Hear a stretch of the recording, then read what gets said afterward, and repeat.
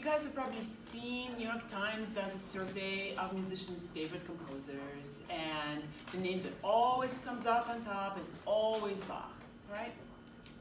So definitely my favorite composer. Hopefully by now, y'all's favorite composer. But very, very sadly, when you talk about our pre-college students, very much not everybody's favorite composer, and I think that's a little bit of a tragedy. So not only that, but in my job, when I hear my incoming students, or my incoming freshmen play Bach for me, Bachmaninoff, as we discussed, is very much something that I get very often. Or I get the exact opposite extreme. I get nothing but Hanon the entire time. Or my absolute favorite of all is when I say, well, why don't you play Bach this year? I get my very favorite answer of all time, which is, Bach is boring. This does not make me happy. This is like waving red in front of a bull. We must do something about that. And you guys, as future teachers, you guys must do something about that. I think the trouble with our kids, with their dislike of Bach or misunderstanding of Bach, begins at the very, very young age, usually right around the time where we start introducing the inventions to them. I mean, let's face it, inventions are hard. Their pedagogical task is to get both hands to cooperate. This is difficult. Our brain is not designed for that kind of thing, and it takes building all new neural pathways to be able to do that. Now, young kids' brains are very plastic, and they will build them, but only by constant repetition. That's the only way to do it. Well, and we know our kids today are not extremely patient, and they really do prefer instant gratification to hard work. Right? So when we teach inventions, what usually ends up happening is that by the time we get the kids to at least approximately play the notes, we are so sick and tired of the whole thing, we basically give up before we even approach the idea of interpretation. Because we just want it to be over. I mean, anything else, anything else, right? God forbid we get to the point of interpretation, we meet a new challenge. If you use a halfway decent edition, meaning like an Urtext edition, for example, there's nothing on the page, right? I spend a lot of time and energy yelling at my students to follow what the composer says. Like, don't improve on Beethoven, just do what Beethoven says, right? But there's nothing on the page when you play inventions. So what are you supposed to do? And I think that's where the whole Czerny-like approach comes in. Or you get an edition that's highly edited, and we'll talk a little bit more about my favorite editions. You get stuff that just doesn't make sense, and then people do either an overly romantic or some other inappropriate we'll talk about that, interpretation, and you end up with no benefit from the inventions. So let's talk about how to find ways to understanding the inventions aimed at the 7 to 9 year old age group, and how to create interpretations that are exciting and that are based on something seen in the school. So let's talk about Bach for just a moment. We all know him as that guy in that portrait, with the big wig, who looks on us very sternly. His expression seems to say, you people will never understand how to play my stuff, so why do you even bother, right? But that's just a picture. That's not him at all. Bach was not just a great composer. He was known as a very great teacher. His students adored him and talked about him in their letters. He was a loving husband and a father of 20 I tell you, children, right? Which is no small feat. At least 4 of whom became more famous musicians than he was, even during his own lifetime. So he must have done something right. And all of these different roles as composer, teacher, father, they all come together in the inventions, since he wrote them specifically for his son. Okay, so now let's talk about the word invention. Do you know where it comes from? Anyone? No? It's a very ancient word, and it comes from Marcus Tullius Cicero, back of Roman times, who left us a treatise on how to compose orations and books and stuff. And so what he said was that you come up with an original idea, and then you think of different exciting ways to work out that idea. The process of working out that idea is in fact that inventio, that's the term. So Bach borrows from the best, and he borrows it to mean the exact same thing. How do you work out an original idea? And this is what the inventions are all about. So let's take a look at the first slide. This is the frontispiece in Bach's own beautiful handwriting from his manuscript of the Inventions, where he explains what they're for. And I've highlighted some stuff that is of a special interest to me in that translation. So yes, so we need to learn how to play two voices clearly. As I said, that's hard, but it's also not the fun part. The fun part comes later. At the same time, to obtain not only good ideas, but also to carry them out well, right? To achieve a cantabile style of play, blah, blah, blah, and thereby to acquire a strong foretaste of composition. So just saying, the inventions are all about how to work material, how to organize one's thinking compositionally, and how to do it aimed, as I keep saying, at 7 to 9-year-old age group. So if you want an intense, in-depth analysis of any work of Bach, you can Google it up. There's all kinds of really cool stuff available. I looked up, I think this was Preludes and Fugues, but somebody did a statistical study of which accidentals are used in which octave, and what does it tell us about the tuning system that Bach was using. I mean, you gotta admit, that's super cool. But I have absolutely zero use to our 7-year-old who's struggling with an invention. So let's look for other stuff.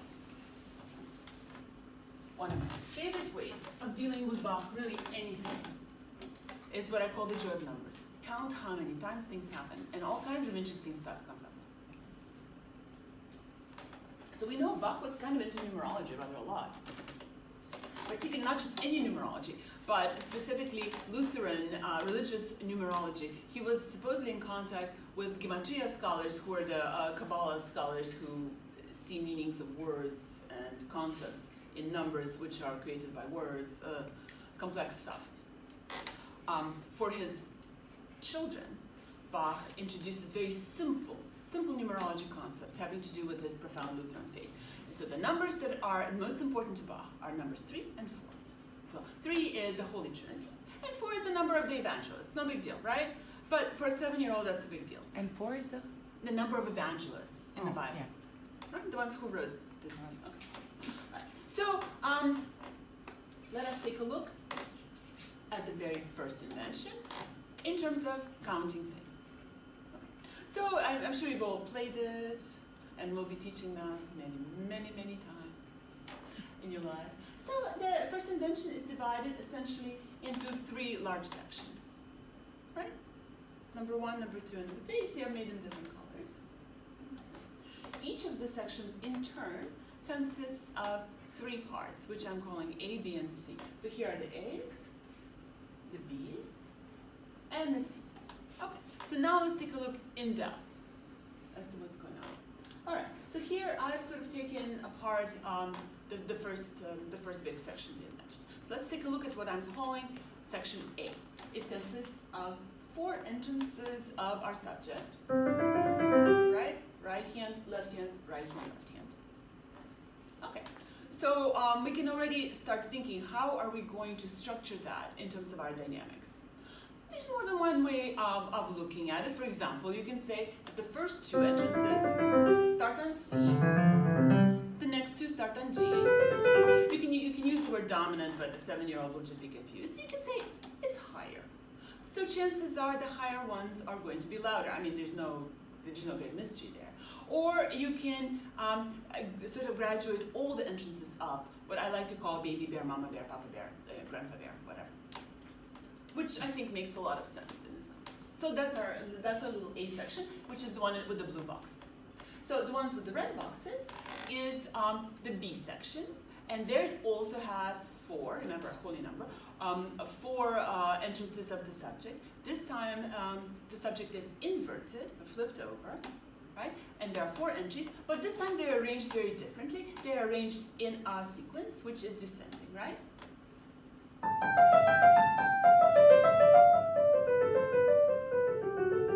Did you notice I already made some interpretive choices here? The first thing I did is I sort of graduated them back dynamically. Grandpa bear, papa bear, mama bear, baby bear, which makes sense because it's a descending sequence. More importantly than that, did you notice that I made rather clear, somewhat exaggerated for y'all's sake, separations between the entries of the subject? So we don't have this. Right? Because that's Czerny again. So I'm using a traditional harpsichord technique. I'm a particularly poor harpsichordist, but a highly enthusiastic one. So I've realized that this is the only way really to create structural divisions on a harpsichord, is by taking these teeny tiny little breaks. Okay, that's easy enough to understand. Okay, so that's our B section. And then we have the C section, which is the most interesting one so far. So we have one entry of the subject in the left hand, the right side up and everything. Then we have another inverted one in the right hand. And this one's really funky because it seems to have grown a little bit of a tail. You could go on forever, that's really cool. And it's fun. So you probably want to crescendo that to kind of showcase the fact that the subject is doing something new, unusual, and for us grown musicians, it goes to a cadence. Okay, so it comes to some kind of arrival point, which is really okay. So that's our first part. It's sort of the default. And now in the next two parts, you know Bach is going to do stuff to it, because Bach never repeats anything the same way, because that would be, you know, the forbidden word, boring. We can't do that. Okay, let's take a look at now the second section. So the A section, you see with the blue boxes, there's something wrong with it this time. How many repetitions of the subject have we got? Yeah, well, 8's not a holy number, so something's wrong with that, so we have to dig deeper. Let me play the first two. Ooh, they do different things, right? The first entry seems to be asking a question, and the second one seems to be providing an answer. So that tells us two things. First of all, there's still four holy number, 4 things. They're just pairs of things, and that each pair is a question and answer as well. So now we know the internal dynamics. Probably it's simple hairpins, yes? But we also can graduate each pair one by one to again go baby bear, mama bear, papa bear, etc. What I like to do in the very, very last pair, instead of doing a crescendo for the question and a diminuendo for the answer, I just crescendoed the whole shebang because why not? We know it's over and we've earned it, right? And then we go into the second B section, which you'll find out as you teach this more and more, is the graveyard of young pianists, because there's, oh my God, there's accidentals there, and those just cannot be remembered, and the whole thing just doesn't fit well in the hand. However, outside of the practical difficulties, its construction is exactly the same as the original B section was, except that the hands switch roles. Now, the left hand does these 4 descending repetitions of the inverted form of the subject, with the right hand adding just a few notes. So basically, we've gotten like a big change now in the A section, so we have a little one in the B section. And then the C section kind of does the same thing as the B. It simply changes the hands around and adds a few notes. And that section is also quite difficult, just so you know for the future. Okay, so now we've had some variance in the second section, but the basic parameters have remained the same, especially in terms of our numbers. Now let's take a look at the third section. Okay, so how many repetitions do we have in the A now? 8. Still 8, right? But that's not news anymore. So now we know that's just four groups of, two groups of 4. 4 groups of 2. Thank you, I can count. Right, and you can again treat them as question and answer, or not, or come up with some other interpretation. I like to actually have them flow to the pianissimo because it's the least busy section so far. That's just me. This is a completely subjective choice, but a cool one, if I say so myself, and I do. But now let's take a look at the B section. This is where the really cool stuff happens. So who can tell me what's quote-unquote wrong with this B section? 3. More, I want more. Maybe 5. No, look at the green things. The sequence? That's the C. Yes, what about the sequence? It's rising. It's rising. Yeah, the sequence is very much rising. So 3 repetitions instead of 4. Ascending instead of descending. And what is the whole shebang rising to? It's rising to the highest note of the piece. See, I learned how to make funky shapes in PowerPoint. This is the whole point of the invention. I mean, this has been it. We have 2 holy numbers, remember 4 and 3. Which one is the holiest one of all? 3 is much holier than 4. Therefore, at the very climax of our invention, Bach kind of creates this very obvious sort of platter with parsley around our main important idea. 3 is more important, therefore we have only 3 repetitions, and the sequence is ascending, and it is ascending all the way to the high C. And then if you look at this following C section, you'll find that it's also truncated because there's no more point. We've been to heaven, and now we just gently come back down to earth. And so this tells us a great deal about our dynamics as well. Remember the previous B sections? Because the sequence has been descending, we've always chosen to diminuendo. I don't think we get a diminuendo this one. I think we're going to crescendo it to whatever the highest dynamic is available to us. Because, as I keep saying, it is the entire point. Okay, so this is, as I said, very, very simple sort of counting, easily available to a young child. So while they're struggling with the notes, it's a lot of fun to start giving them a pencil and telling them to count stuff, because then they're struggling with the notes for a musical reason, for a fun reason.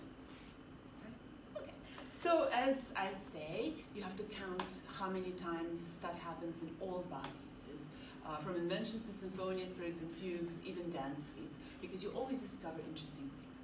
So now let's look at a different invention and see where counting gets us on number 14, the beautiful B flat. Lovely, lovely piece. As usually with flat things, it doesn't fit well in the hands, and we have to come up with funny fingering. So this one is a difficult slog for many students. But look how beautiful the subject is. And what does the subject do? It rises and it falls.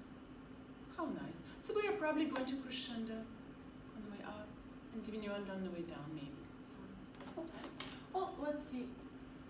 Let's see this in a little bit more detail. So I've put boxes around the actual subject. And you can see something interesting already, is that subject always seems to come to us in groups of 3 repetitions. So first there's 3 repetitions in the right hand, then there are 3 repetitions in the left hand, then there are 3 more repetitions which switch hands, and then towards the end on the second page, we have that marvelous, marvelous canon, which is so difficult to play, where left hand, which I'm choosing to pronounce to be in charge, also has 3 repetitions. So notice how the numbers don't change this time. So the trick must lie somewhere inside these numbers, because Bach doesn't futz with them. Okay. So now let's analyze the subjects in a little bit more detail. So here's the first one again.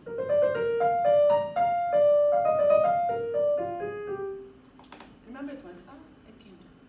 Second repetition of the subject goes up, it comes back down. Nice. Listen to the third repetition of the subject.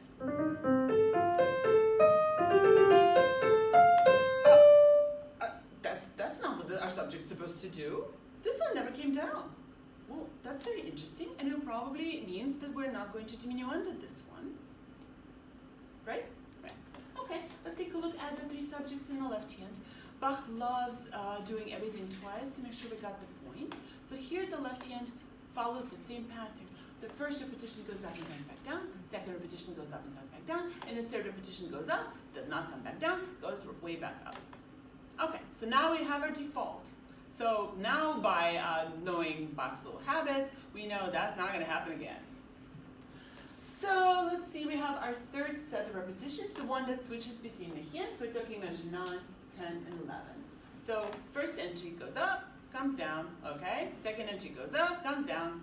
So far, what are we expecting from the third entry? We're expecting up and up and up and up. What do we get?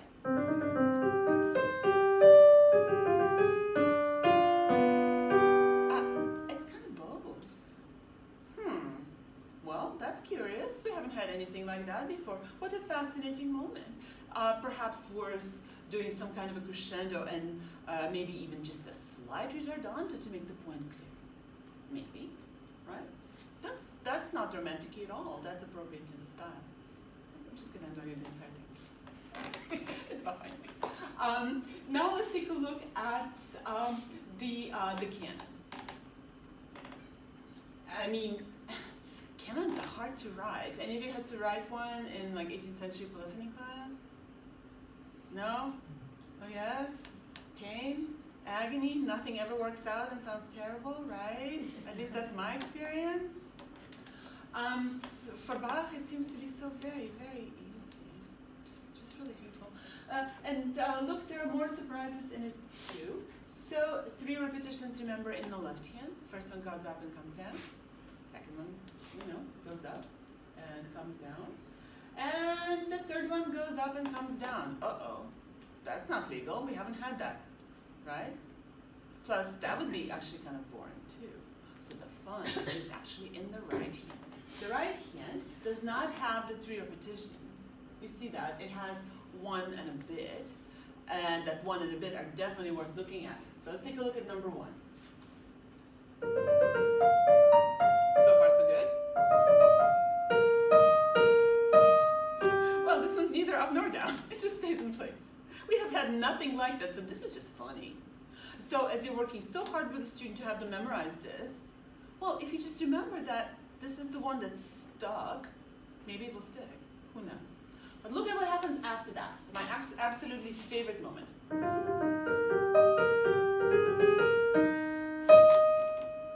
Well, I'm thinking up is kind of important because Bach completely dispenses with all the other notes. All he leaves is the whole upness, right? And in case you missed the point,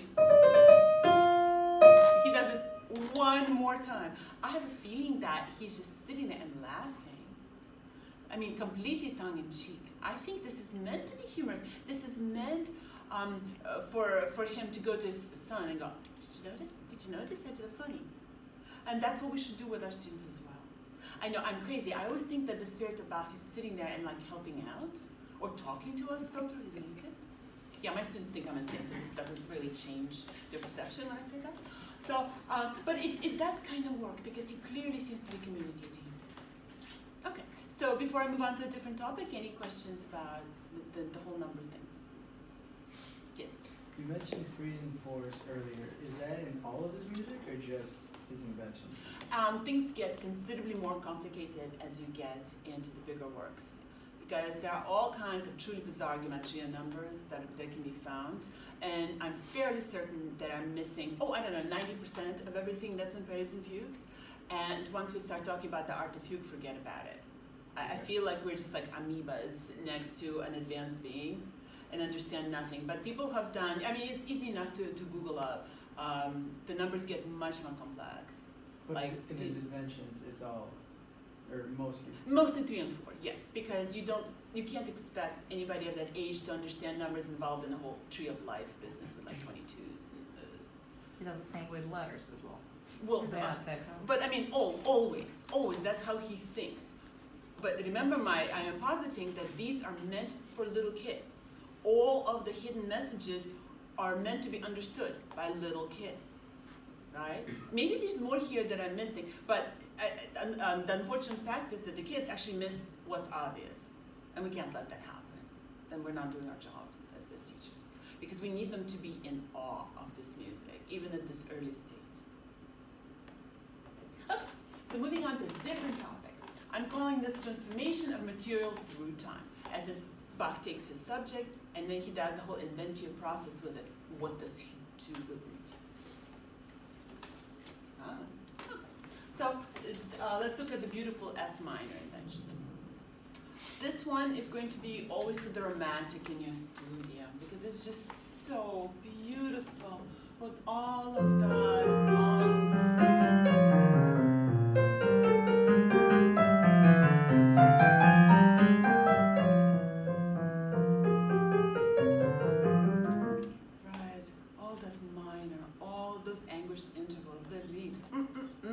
Just delightful, right?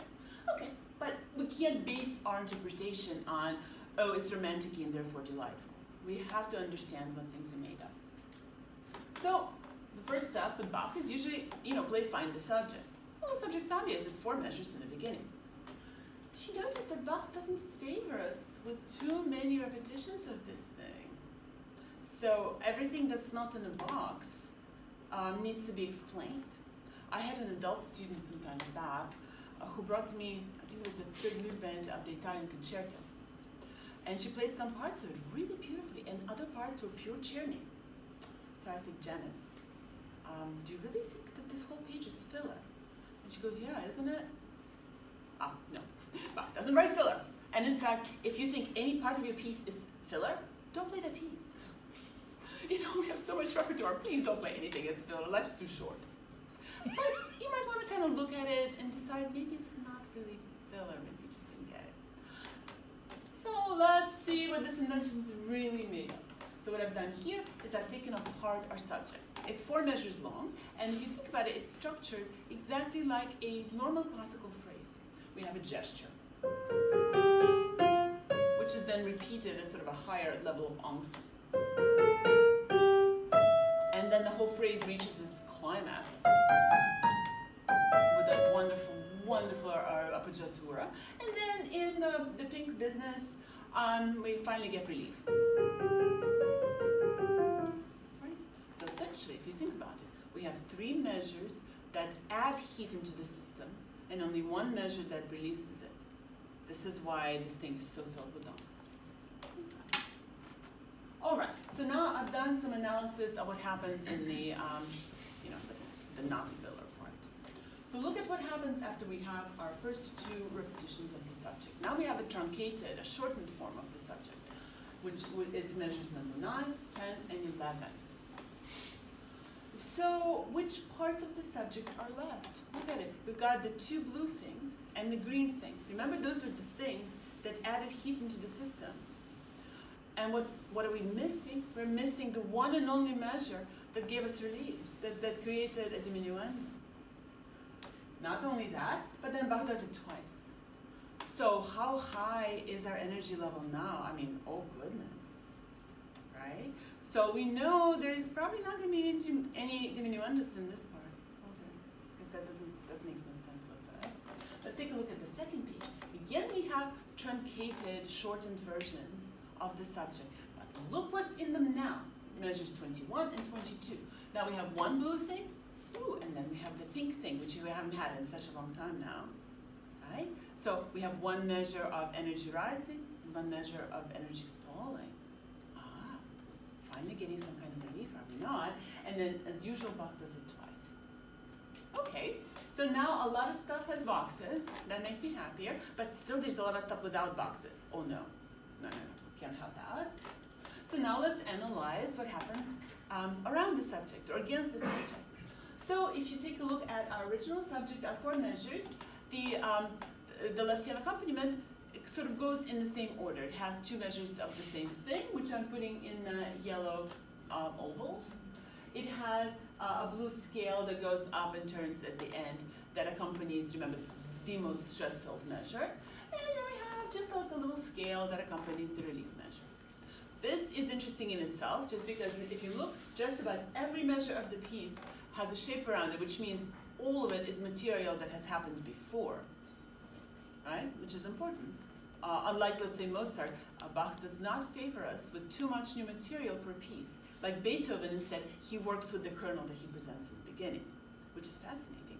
But to me, the most fascinating part of all this is what happens on the last line of the first page in measures 14, 15, and 16.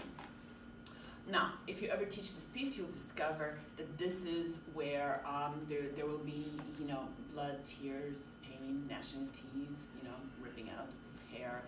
Because look at that right hand. It's all ornaments that kids usually have not seen at this point. And even if you get a decent edition like mine, for example, that actually just analyzes it, and we'll talk about it in 1 second, they're still very difficult because they're not designed to be played on the piano, right? There's a reason why they stopped writing ornaments the closer we got to the modern piano, because our key beds are 2D and it's too hard to play, and particularly for little fingers that haven't practiced nearly enough, as we all know. In my sad practice as a harpsichordist, I usually practice my stuff on piano and then go play my harpsichord. And the first half hour, amazing things happen. I kind of watch my fingers go with zero control over them.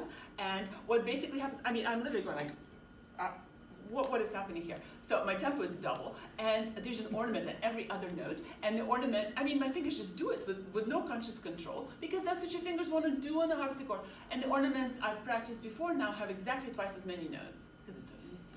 It's so fun, and it fills in the sound. So my point in this lecturing is that these ornaments, difficult as they are actually not important. Because that's not where the fun is here. Now, look at what the left hand is doing. So remember our blue oval. It's the stuff that used to accompany what was the green thing before. And it consists of 2 measures of this upward scale with a bend, and then like 4 notes of just rhythmic, material. And in measure 14, that's exactly what we get. But then look at measures 15 and 16. We suddenly have 2 of these things in a row. Remember, we're supposed to be in 3/4. But suddenly in these 2 measures, we're certainly not in 3/4. We are certainly in 2/4. We now have, Bach doesn't bother rebarring it, because why would you have to? It's just a hemiola, right? When we go from 3-partite division of 6 to 2-partite or back, right? Baroque music is full of hemiolas, and this is such an easy and convenient way of teaching it. See, all of the fun is in the left hand while we start with the right. Okay. So perhaps now is a good time to mention something about additions in general.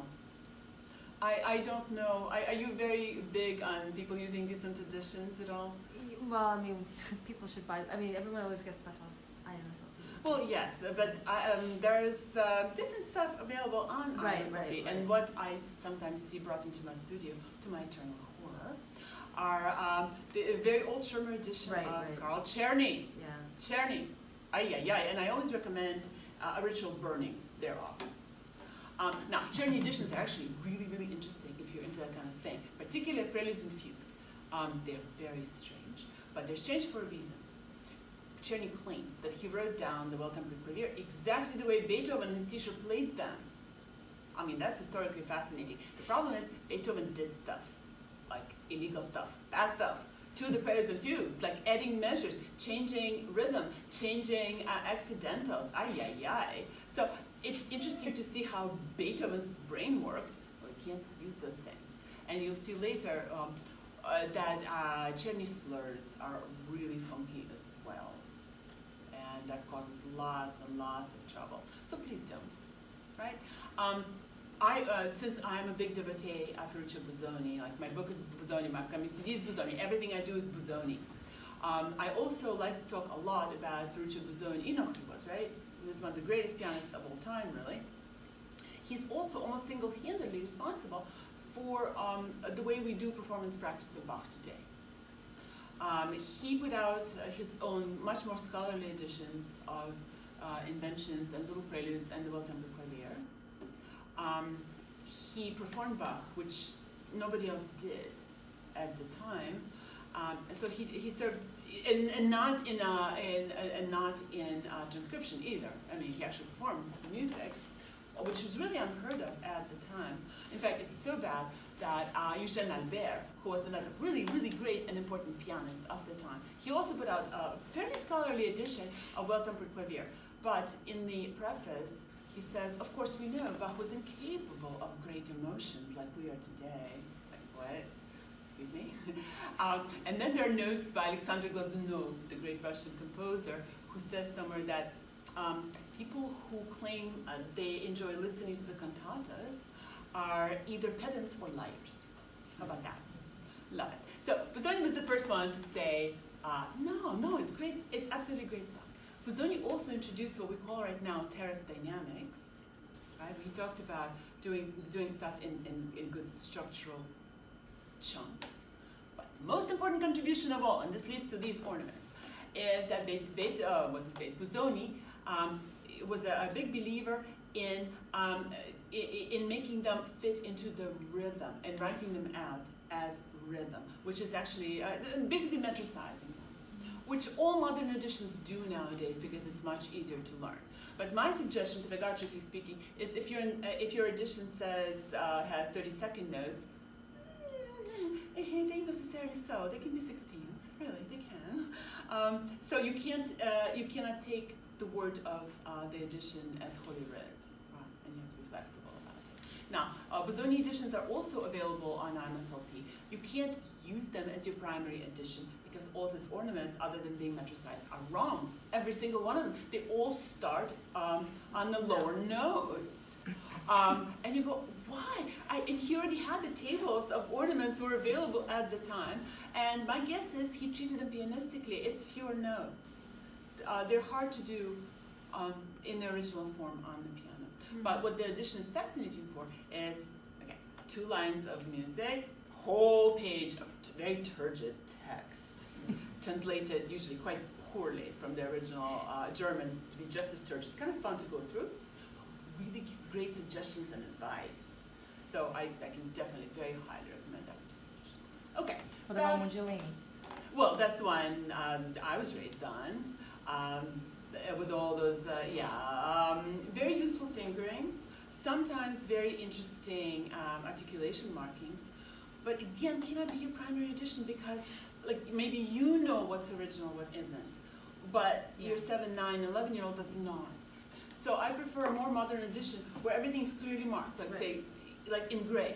Editorial stuff is in gray, for Like the example. Alfred ones. Like the Alfred ones. Those are great My for students. problems with Alfred ones is I so far disagree with just about every Oh, single they're- articulation marking in every single period and fugue. I mean, it's Yeah. just, it's...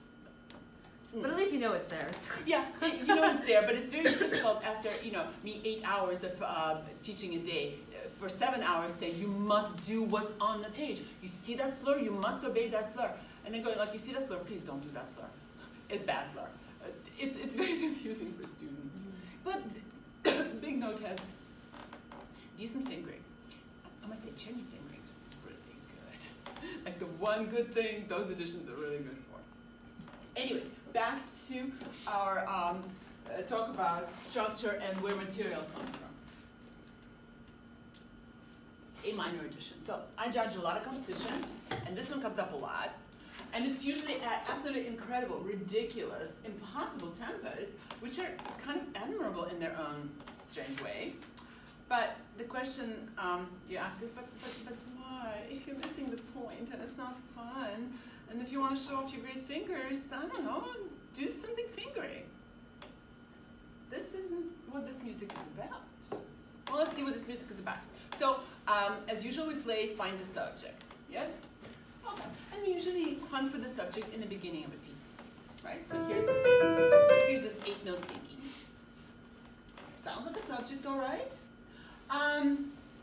There's just not that many of them as you go. So that's already kind of interesting. So you start asking some questions. So what else is there?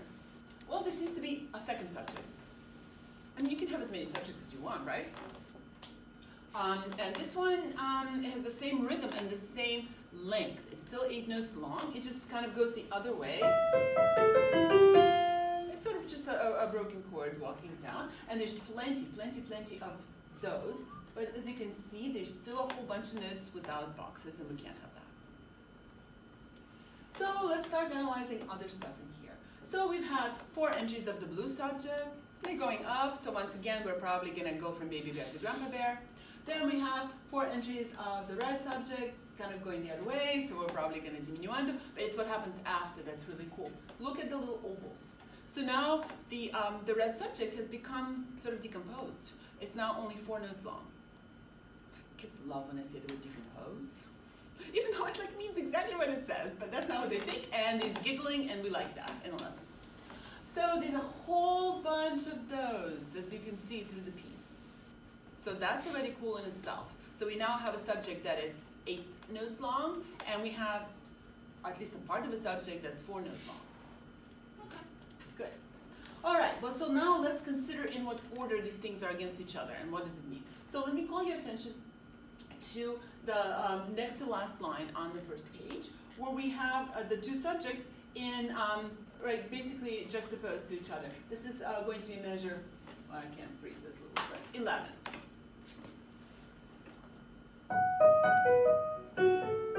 And then in the other hand, right? That's already interesting. So we have 8 notes of the subject in the right hand, and then another voice comes in with the 4-note subject. But they're in different hands. So what we have to avoid is, right? Because that doesn't show the listener what's going on. We need to take, remember that taking a little break between voices or between events?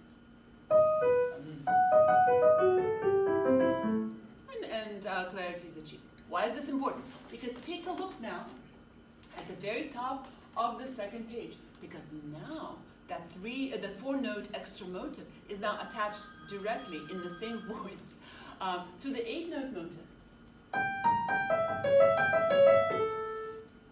No separation. And in fact, what we really want to show the listener is now our subject has grown. It's no longer 8 notes, it's now 12. Okay, that's cool. Bach loves repeating stuff that's important. So we get the message, it happens 4 times. But now take a look at the little 4-note motive in the left hand at the end of each of these things. Interesting, right? And again, did you notice the separation that I did? Because what we don't want to hear is, because that's not what's happening, correct?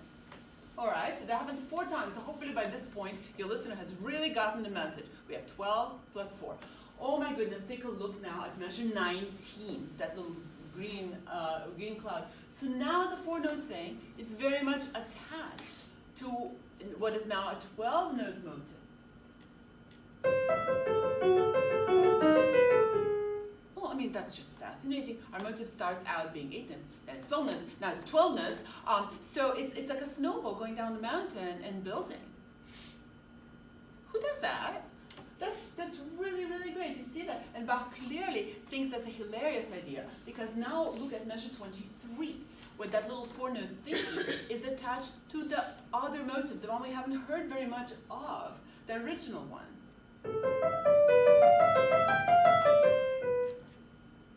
That's another little joke over there. That's really worth bringing up. That's really fun to listen to. Now, this kind of analysis works in every invention. Okay, not every. Many inventions that don't stick to the same clear motive. And it's really fun to do, because which parts of the subject Bach chooses to expand or to contract makes a very big difference. And you can see how it ends. He giggles with us again, because he gives us a couple more of the 4-note thing. So we've gone from 8 to 12 to 16, and it's back to 4, because it's fun. Okay, so structure. Now, very important subject. Also comes from my study of Busoni. Iambic versus trochaic rhythm. Now, this isn't just for Bach. This is for absolutely every piece of music you will ever play. So these terms come from poetry, and they have to do with the way the poetic foot is organized. Iambic basically means that you start on a weak beat and you go through to the strong beat or through the strong beat. Like, I once knew a man from Nantucket. That's an iambic rhythm. For something a little more upscale, you can read the Iliad. That's, iambic pentameter. And the trochaic rhythm begins on a strong beat and ends somewhere in the weak beat. Like tiger, tiger, burning bright in the forest of the night. So our gestures in music are always organized either trochaically or iamically. And it's very important to know which one you are in. And this is where Czerny inventions have killed a generation of pianists, because every single slur in the Czerny edition is marked from the very first note of the measure to the last note of the measure, which is trochaic. And let me tell you that in Bach, as in most composers, 85 to 90% of everything is always iambic. But sometimes Bach gives you a little bit of each. Which brings us to the famous F major invention, which is marked so poorly in the Czerny that is just a joke. I invite you to go download it from SLP and see whereof I speak. Because literally, if you look at that, your subject, let's say in the 3rd measure, is that's just wrong. I mean, that's just objectively wrong. Because our subject begins on a weak beat and goes to the strong beat, correct? This is very much of a rocket motive, so it probably is going to crescendo. There's really no other way of structuring it that makes the slightest bit of sense. And there's a lot of it. But imagine if that's all we had here, and because even the counter subject is also very iambic. So if the whole thing were iambic, forbidden word again, it would be boring. Bach cannot allow himself to do that ever. So look, there is different material in here. And those would be the green boxes, as you can see all over the place. And it's this business, which then appears many times.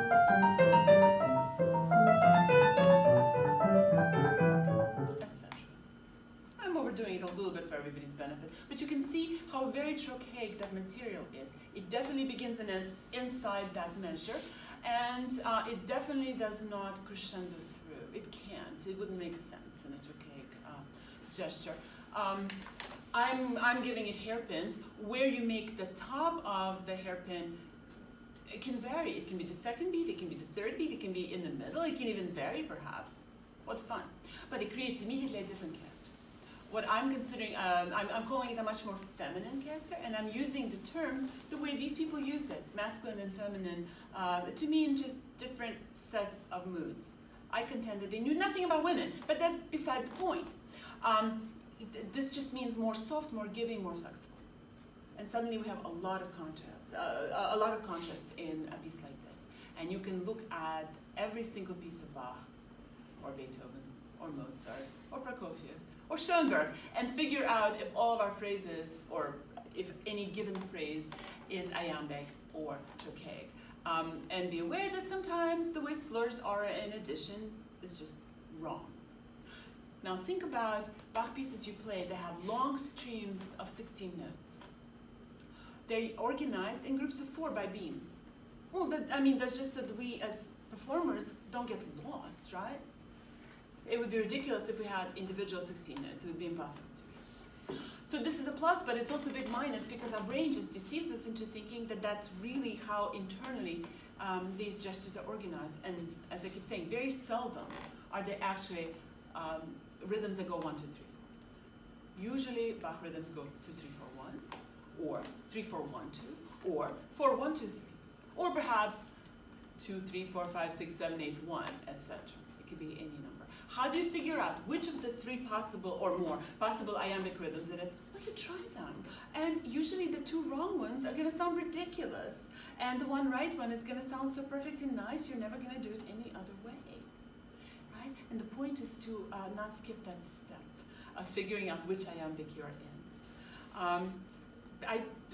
Last week, this came in very handy in practicing some Scrabble, because the only way the phrase became obvious is after considering it in iambic ways. The only composer in my practice that it doesn't work for, or doesn't often work for, is Chopin of all things. Chopin has this nasty habit of changing the same phrase. Sometimes it's iambic, sometimes it's trochaic, and sometimes you can't tell. It's actually fascinating, and it may be why we have such a different feeling for Chopin, we as pianists. I mean, there could be many other reasons, but I think that's a very strong one. Just, etudes, yes. In etudes, you can always figure out because it's running stuff. But just try that on a nocturne, and you're going to go, what? It's an amazing thing to do, worth practicing. As I said, this is very much a Busoni innovation. My favorite example is actually the C minor prelude from Preludes and Fugues, Czerny. Busoni. I'm again exaggerating, of course, but you can see what a difference it makes in performance. So, okay, I must, I'm a Busonista, and I must plug him at every possible opportunity because he's underappreciated. Okay, moving on. Trying to move on to my very favorite invention of all, which is number 2. Anybody play it ever? Yeah? Well, then you don't get to answer the question. Because this one is just a tour de force, compositionally speaking. Let's play Find the Subject, as always, right? So, I think maybe it's the beginning. I don't know. I mean, it's certainly pretty enough to be a subject.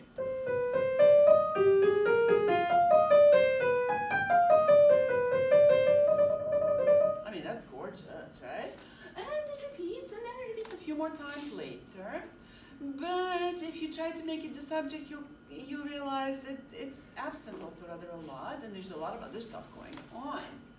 So let's see what happens against the subject. So the subject appears, what I'm calling the red subject, appears in the right hand. Then it appears in the left hand, and there's a new subject, an orange subject, that appears in the right hand. Then the orange subject appears in the left hand, and there's more material. And you can go on analyzing it all the way until you come to blue. I've organized these subjects in a Roy G. Biv scheme to kind of give them an easy order. And so, are you beginning to see what's going on? So there's red against the orange. Then there's orange against the red, and orange against the yellow. Then there's yellow against, the orange, and yellow against the green, etc. And in fact, the whole piece works out like that.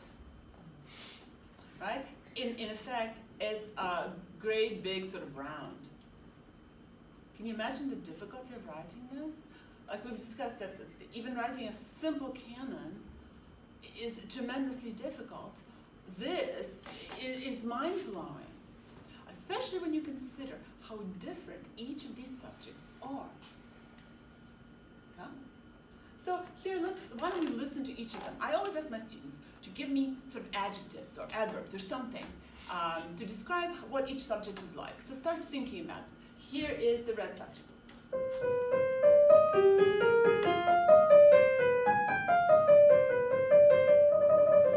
Okay. Then we have the blue subject. Orange subject.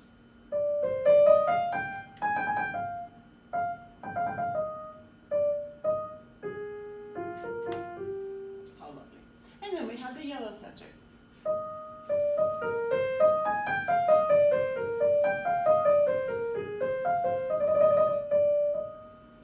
Gorgeous, no? D.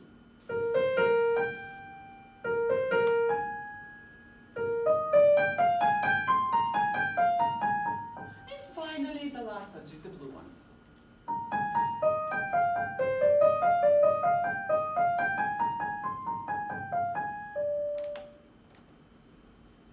Cool, right? Can you come up with subjects more different than that? I mean, that's shocking. So here are the words. Come on. Now, my husband likes to say these things are calibrated for humans. It's not responding to me. Somebody just got that. So these are the words that I get most often. So the first one is extremely expressive, like a song, very minor, deep, dark. And next subject really changes characters a lot. I mean, especially if you do the correct ornamentation, it becomes quite dance-like and kind of hoppy. Very elegant. It's not really even in minor now, is it? By the time we get to the third subject, the yellow one, that's out and out major now.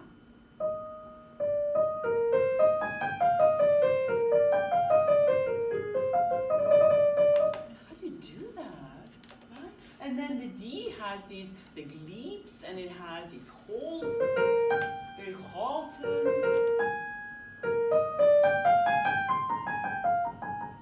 And finally, we have a very motoric sort of E.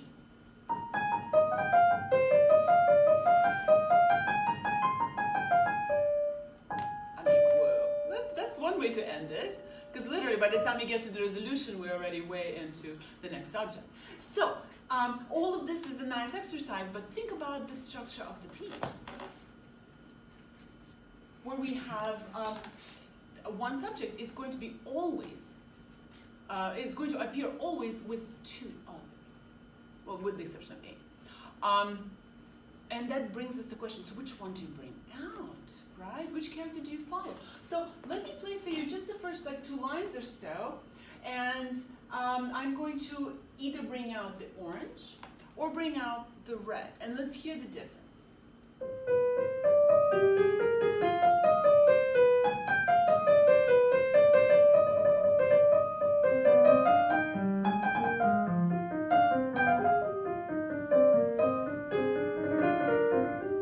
So I chose to bring out the new character, obviously. Let's try it the other way.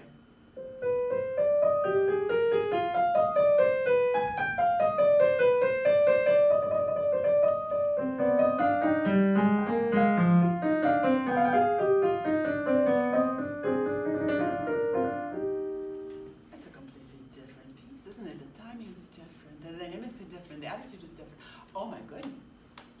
And don't forget that this happens like 3 more times. So you can develop any interpretation that you want. If you think about it, you can do it one way the first time, you can do it a different way the next time, or perhaps you can do it differently every time you perform. Like Nicholas Rubinstein used to say, do it one way when it's sunny, do it a different way when it rains. We're in Chicago, you'll get to do it 3 different ways in one day.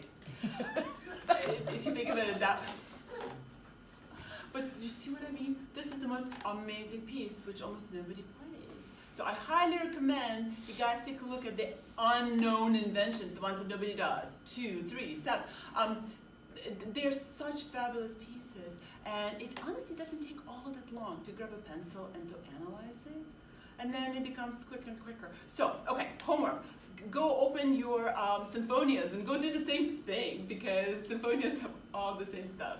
I'm not even suggesting fugues because, well, life is short and we're like Bach, you know, us. We hope to get there, but it's a long way.